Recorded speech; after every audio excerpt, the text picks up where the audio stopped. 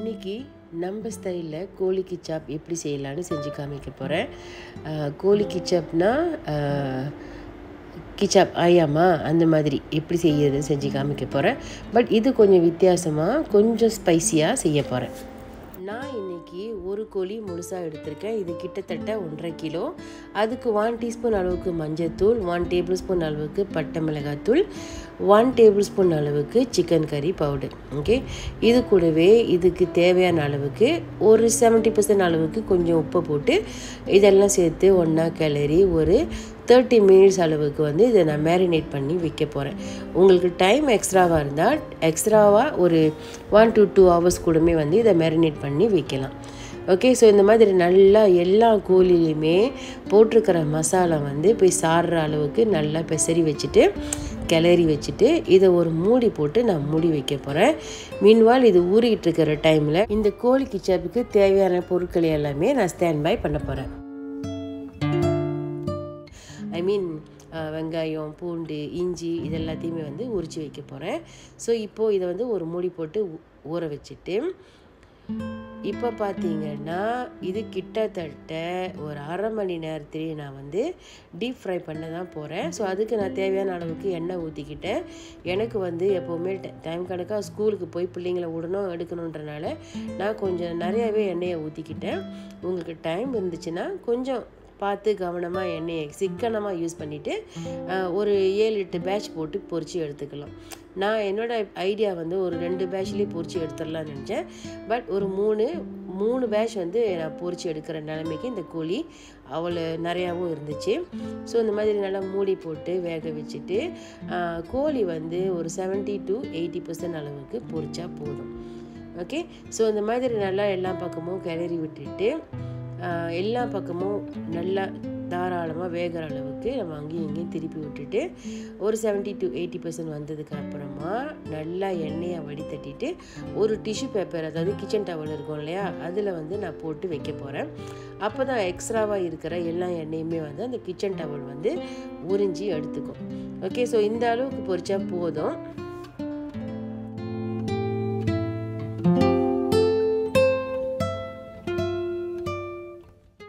First batch பொரித்து எடுத்ததுக்கப்புறமா எண்ணெயை ஒரு 30 செகண்ட் அளவுக்கு விட்டுட்டு செகண்ட் பேட்ச், தேர்ட் பேட்ச் அந்த மாதிரி போட்டு நம்ம பொரித்து எடுக்க வேண்டியதான். ஸோ நடுவில் எண்ணெய் கோசமானதுக்கப்புறமா கொஞ்சம் கேப் விட்டு நம்ம சமைச்சு எடுக்கணும், அதாவது பொரித்து எடுக்கணும். ஸோ இந்த மாதிரி பொரித்து எடுத்ததுக்கப்புறமா ஸ்ட்ரெயிட்டாகவே தாளிக்க போகிறேன். அதுக்கு பட்டை, அன்னாசிப்பூ, ஏலக்காய், கிராம்பு. ஓகே, ஸோ இதை மட்டுமே நான் போட்டிருக்கேன். இது கூட நல்லா ஒரு 4 மீடியம் சைஸில் இருக்கிற வெங்காயத்தையும் இந்த மாதிரி நல்லா பிரியாணிக்கு கட் பண்ணுற மாதிரி கட் பண்ணிவிட்டு ஆட் பண்ணிக்கிட்டேன் எண்ணெயில். ஸோ இன்றைக்கி இது கூட நான் சில்லி பேஸ்ட் யூஸ் பண்ண போகிறேன். அந்த சில்லி பேஸ்ட்டில் ஒரு 4 டேபிள் ஸ்பூன் அளவுக்கு சில்லி பேஸ்ட் வர அளவுக்கு நான் அரைச்சி வச்சுருக்கேன். ஸோ இப்போ பாருங்கள், வெங்காயம் ஒரு டிரான்ஸ்பேரண்ட் கலர் வந்ததுக்கப்புறமா ஒரே ஒரு தக்காளி பழத்தையும் நான் ஆட் பண்ணிக்கிட்டேன்.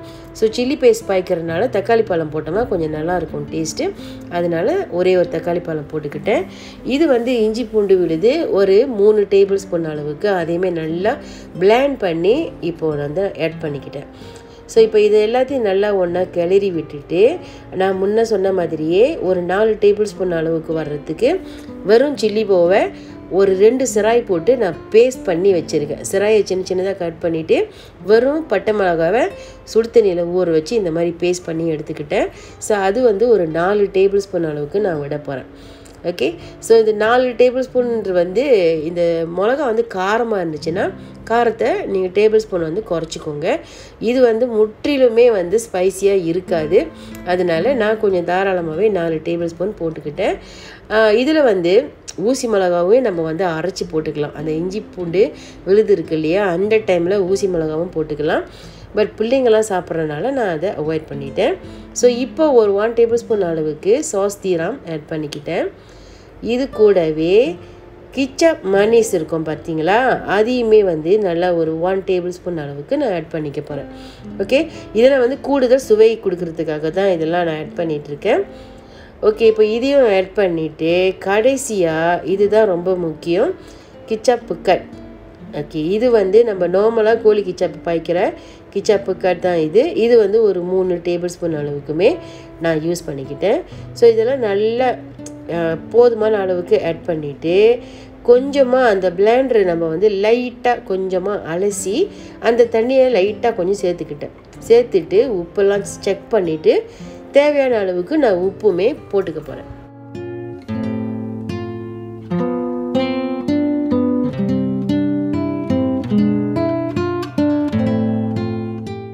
எப்போவுமே கோழி கிச்சாப் வந்து ஒரே மாதிரி செஞ்சு சாப்பிடாம இந்த மாதிரி வித்தியாசமாக ட்ரை பண்ணேன். எப்படி வந்ததுன்னு வீடியோவை கடைசி வரைக்கும் பாருங்கள், ரிசல்ட்டு கண்டிப்பாக சொல்கிறேன். ஓகே, ஸோ இப்போ பாருங்கள், அந்த மசாலாலாம் வந்து வேகிறதுக்கு போதுமான டைம் கொடுத்துட்டேன். இப்போது பொரிச்சு வச்சுருந்த சிக்கனும் இன்னும் முழுசாக வேகணும் இல்லையா, அதனால இப்போ இந்த பேஸ்ட்டோடு போட்டு நல்லா கிளறி விட்டுக்கிட்டு இருக்கேன். இப்போது இந்த முழு லெமனை அந்த தண்ணியை நல்லா இந்த மாதிரி தேய்ச்சிட்டு அந்த தண்ணி நல்லா முழுசாகவுமே வர்ற மாதிரி எடுத்துட்டு கடைசியில் இறக்குறதுக்கு கொஞ்சம் நேரத்துக்கு முன்னுக்கு ஒரு முழு லெமனில் ஒரு முக்கால்வாசி லெமனை வந்து நான் பிழிஞ்சு எடுத்துட்டேன். அந்த சாறை இப்போ நான் வந்து இதை முழுசாக இதில் ஆட் பண்ணிவிட்டு நல்லா அந்த லெமனோட சாறு எல்லா இடத்துலையும் சாறுற அளவுக்கு கிளறி விட்டுட்டு அடுப்பை உடனே ஆஃப் பண்ணிட வேண்டியதுதான். ஸோ லெமனை விட்டதுக்கப்புறம் ரொம்ப நேரம் அடுப்பு தீ எரிஞ்சிச்சின்னா கசப்பு தன்மை வந்துடும்.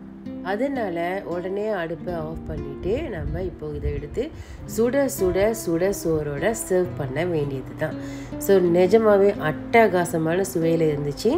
நீங்கள் கண்டிப்பாக இதே ஸ்டைலில் இதே மாதிரி இன்க்ரீடியன்ட்ஸ்லாம் ஆட் பண்ணிவிட்டு ட்ரை பண்ணி பார்த்துட்டு உங்களுக்கு எப்படி வந்துச்சுன்னு கண்டிப்பாக சொல்லுங்கள்.